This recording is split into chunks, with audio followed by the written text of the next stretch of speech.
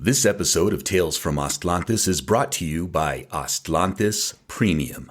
Don't you just hate having your favorite podcast interrupted by ads like this? Well, dear listener, you're in luck. Because starting at just $3 a month, you can support independent Chicano media and receive ad-free episodes, premium episodes, bonus content, and access to our Discord server. Just visit talesfromostlantis.com and click Go Premium, or follow the link in the show notes. And now, on with the show.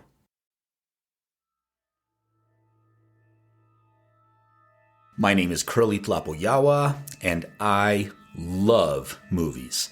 I spent a good chunk of my childhood being snuck into the drive-in by my parents, where I took in double and triple features of cinematic greatness.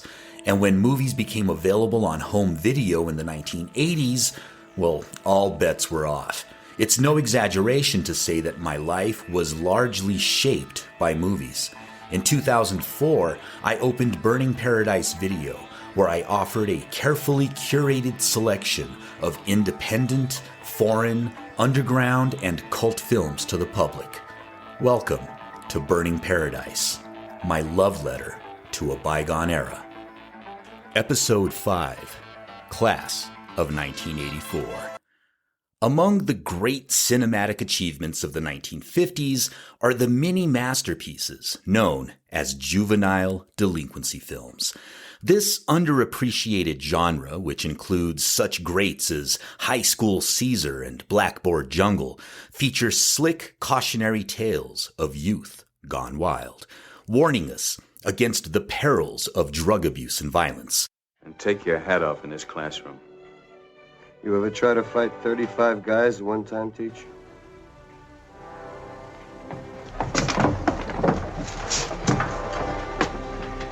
Take off your hat, boy, before I knock it off.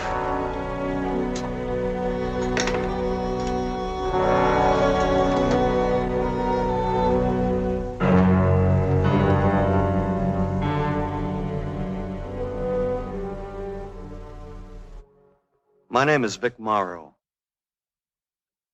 That fellow you just saw, that's me playing Artie West. Age 17, juvenile delinquent. Artie goes to high school. That's what you might call it. But to everyone that attends that school, it's the Blackboard Jungle. I'd like to tell you about the Blackboard Jungle. When I first read this story, I had no idea any studio would dare bring such a powerful book to the screen. More than that, I had no idea I'd be selected to appear in it. It's a startling novel. It might shock you. But don't take my word for it. So critics all over the nation have described it much more vividly than I could. Finest novel since Gone with the Wind, one reviewer said. Shocking novel in every sense of the word, says a national magazine. Violent story, violently told, reports a very important newspaper. They didn't pull their punches, did they? Neither does this picture. Juvenile delinquency in high schools. Oh, they used to talk about it in whispers. Blackboard Jungle shows both sides of this story as it could happen. It shows the bad. It shows the good. Here are the scenes and the players. For better or worse, the 80s saw a resurgence in this genre, with offerings such as 1987's The Principal, starring James Belushi. But this latter-day yarn of reactionary violence all but pales in comparison to Mark L. Lester's incredible Class of 1984. Perry King of The Day After Tomorrow fame plays Andrew Norris. He's an uptight and idealistic square who just moved from the Midwest to serve as the new music teacher at the inner-city hellhole known as Lincoln High School. On his first day, Norris is shocked to see the complete disregard for authority running rampant among the students, standing in disbelief as they pass knives to each other to get around the metal detector at the main entrance. Unfortunately, poor old Andy has only seen the tip of the iceberg, because he soon has a run-in with high school tough guy Peter Stegman, played excellently by Timothy Van Patten, and his gang of no-goodniks, who've been running an organized crime ring within the halls of the school. Now, at first, Andy tries to reach out to the little shitheads. After discovering that young Stegman is actually a piano prodigy, he resolves to try and set him straight. Now, in today's sugar-coated, lame-ass Hollywood formula films, Stegman and his nefarious ilk would see the wrongs of their ways, and Stegman would belt out a bitchin' piano solo at the senior assembly as the music swells and credits roll over a triumphant freeze frame. Luckily, we're spared such feel-good theatrics and are instead treated to copious amounts of insanity. So, for some strange reason, Norris just can't get it through his thick skull that dope-pushing racists might not be model students. The poor dumb bastard even goes so far as to confide in fellow teacher Terry Corrigan, played by the always awesome Roddy McDowall, that he thinks Stegman's actually a good kid. But then Stegman and his gang mutilate Corrigan's biology animals and smear their carcasses all over the school lab. So yeah, great bunch of kids.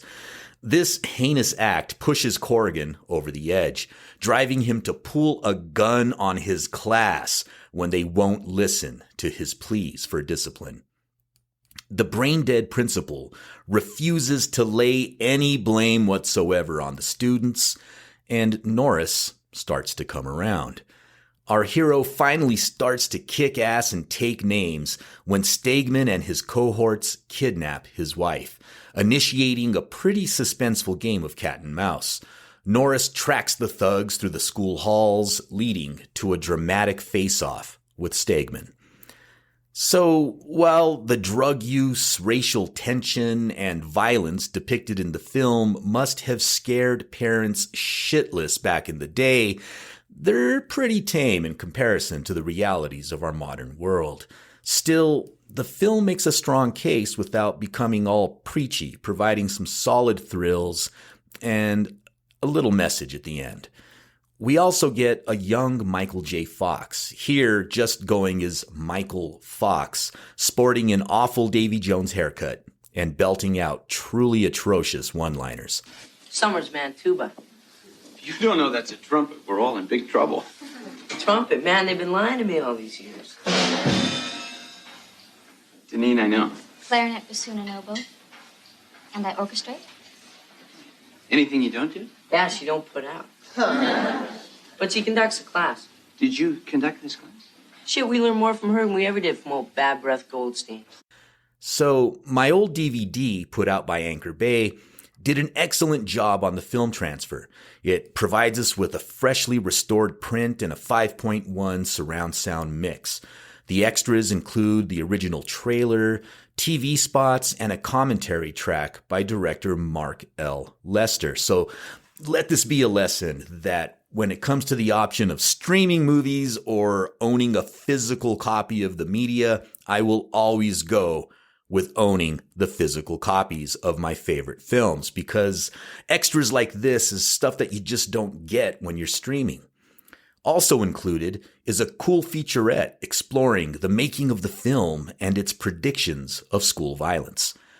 So I suggest watching both this film and its bizarre sci-fi sequel, Class of 1999, in which the teachers are replaced with ass-kicking cyborgs. I guess they learned their lesson. Class of 1984.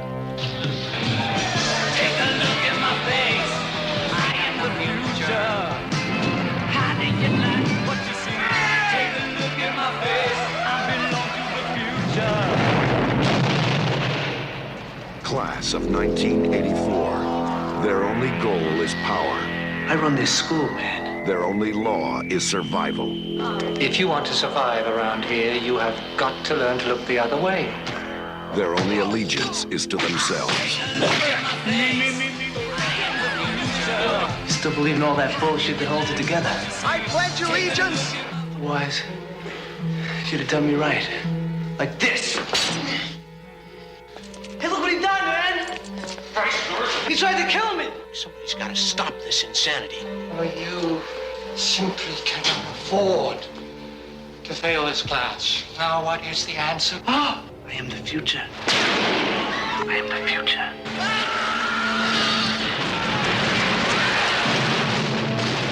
I am the future. But you've taught before and nothing like this has ever happened. All right, I got to deal with it. Who's going to protect you?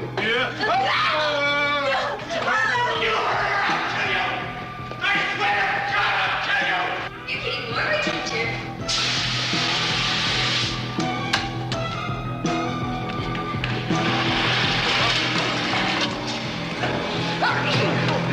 I'm gonna play some more later. He's one man trained to deal with students, but they've pushed him to the limit. They've gone too far. Now he's going to give the class of 1984 the lesson they deserve.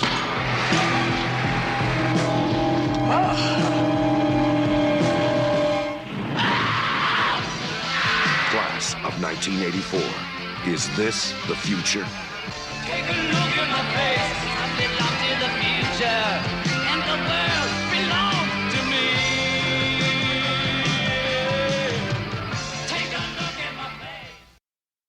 Thank you for listening to Tales from Atlantis, a project of the Chimali Institute of Mesoamerican Arts. If you enjoy the show, please consider becoming a Patreon supporter. You can do this by visiting talesfromatlantis.com and clicking Support the Podcast. Your continued support will help keep the podcast ad-free and independent. Until next time, Timo Itase.